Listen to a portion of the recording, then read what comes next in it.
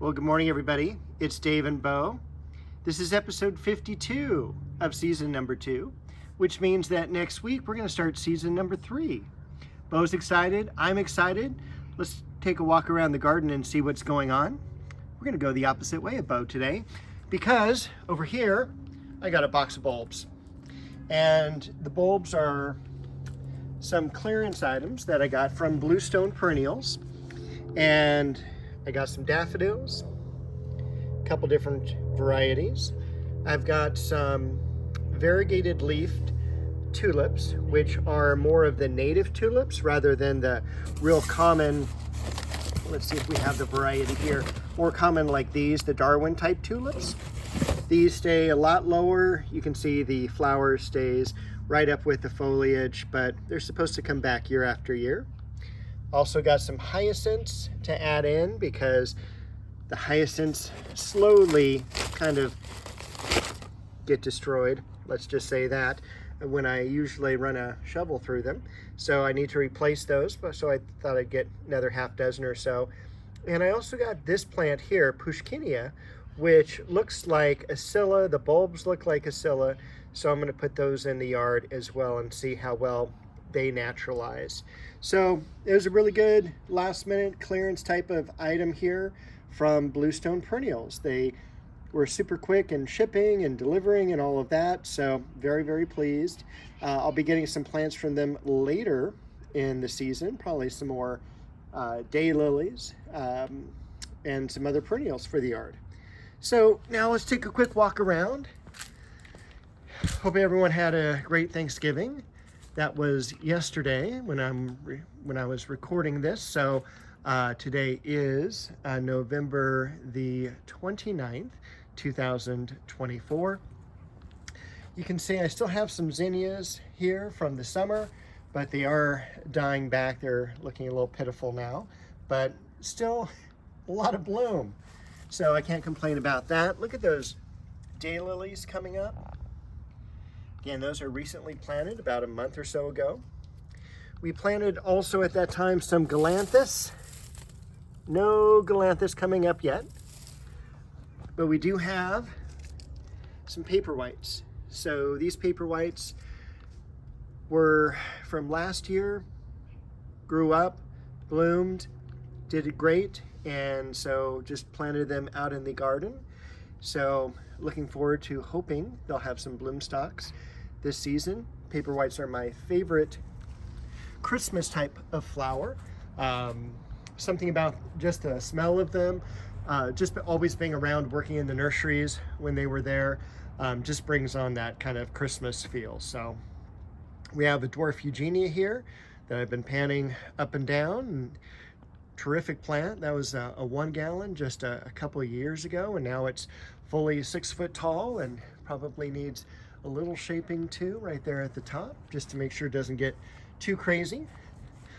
Back here, as you can see from the pruners here and moving some plants that I'm working back here, beginning to do some pruning.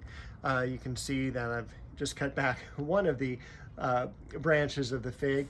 Once the figs start to turn yellow like this, it is completely okay to start pruning them. The newest growth is still a little green. I'll probably do most of this next week.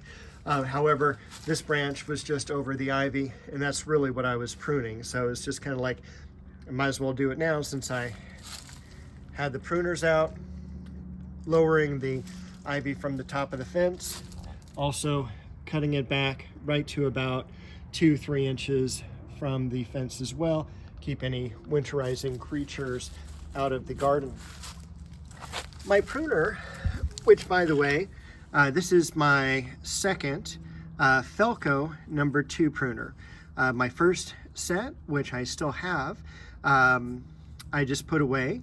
It was a pair of pruners I got in 1991 when I first started working retail management, and they have kept all those years. So that's what, about 30 years. Fantastic pruners. They are Swiss made, and again, they have a variety of different types, but Felco number 2 is the standard one. So that's the one I use. Corona works really well too for most garden people. That's fine. I really like the Falco, but I have had Coronas in the past. And we're talking about the pruners, not the drink. Hemananthus is looking terrific. Look at those blooms just beginning to open, and look how showy they are. That's incredibly cool. The variegated saxifraga, all of the leucojum beginning to come up. After I prune the ivy from the wall, I'm going to be clearing this area out, making sure the leucojum this year are growing up unobstructed. What else do we want to do here? Not a whole lot going on in this flower bed. I've got both orchids underneath the pittosporum just to protect a little bit during the evening time. We've got the Japanese maple here that needs to be pruned back. I'll probably do that in the next couple days.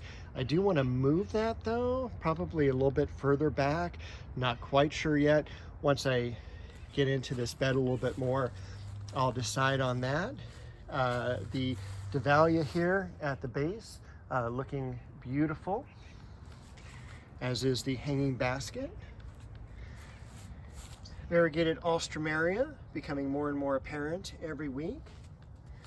I did cut back tremendously all the growth that was coming out past the rocks, and with that cut back a lot of the variegated scented geranium there. The Acer palmatum Shishigashira. Got the pomegranate here that's about lost its leaves and going to lose even more this week. I mean, yeah, they're just dropping like crazy.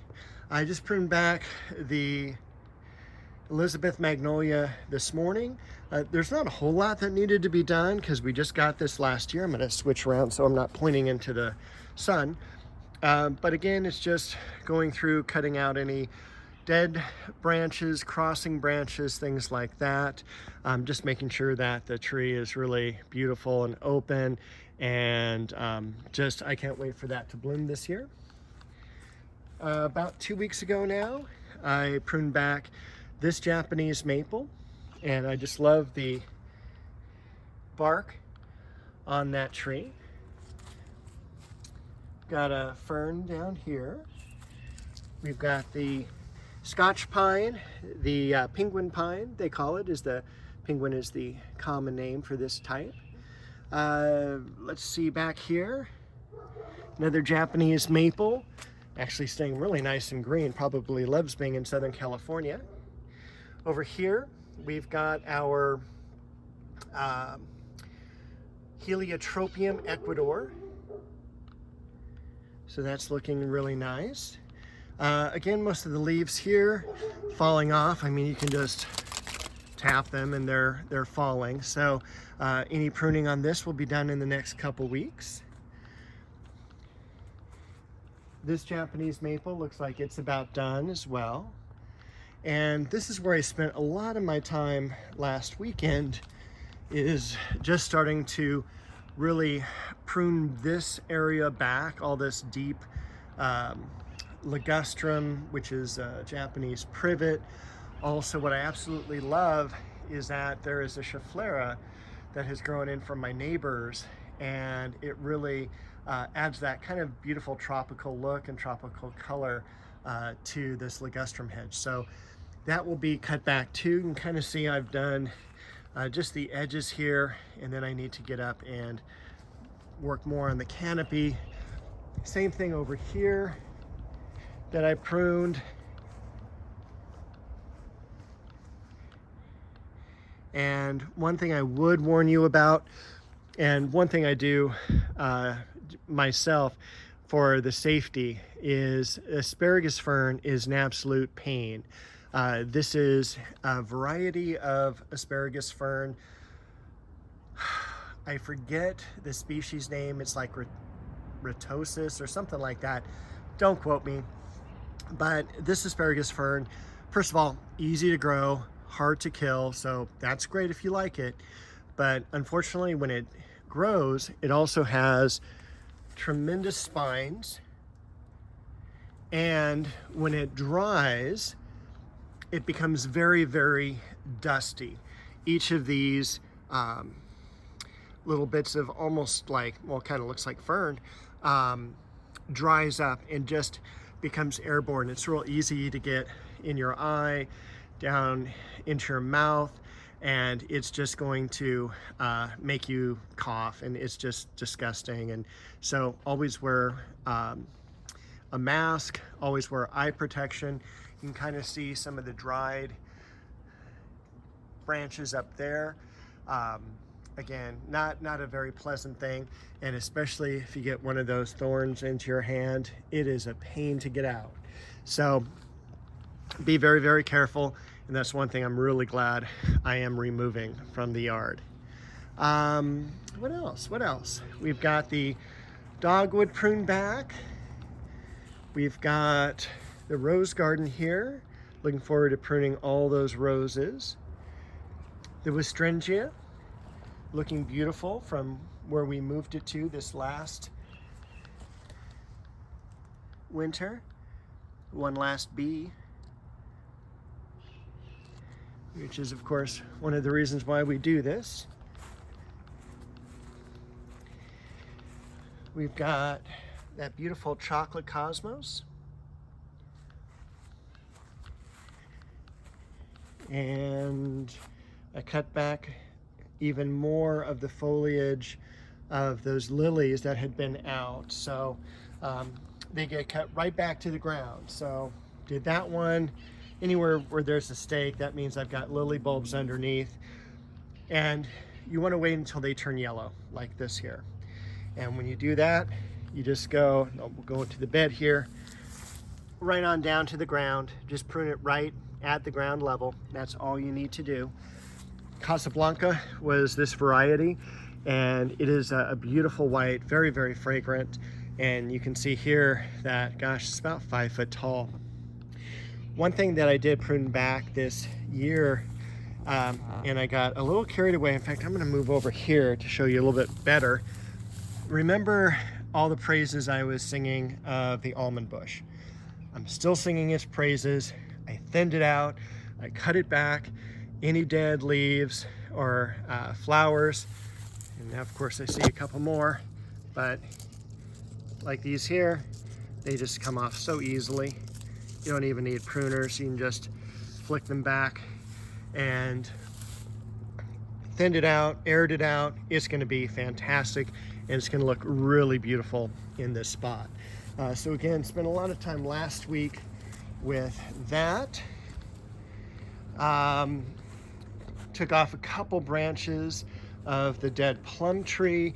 I'm leaving that last one there to help with some leverage when I take the trunk out, and then deciding what to get and where to plant that new variety.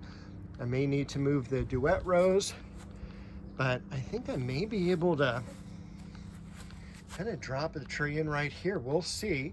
I still haven't decided what tree to get.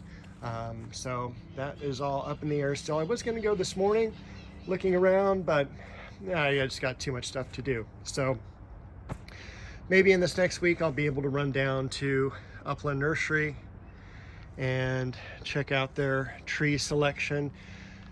Most of the trees I have back here are fruiting. The crab apple, the regular apple, the macadamia, the cherry, and I just pruned this morning the apricot. You can kind of see a few leaves on the ground there. I also pruned back the bay tree, so back to its perfect gumdrop shape. One of my favorite trees in the garden. And look at the caliper on that trunk. I mean, that is wild. It's probably 10 years old, 12 years old. And it's just one of my favorite things.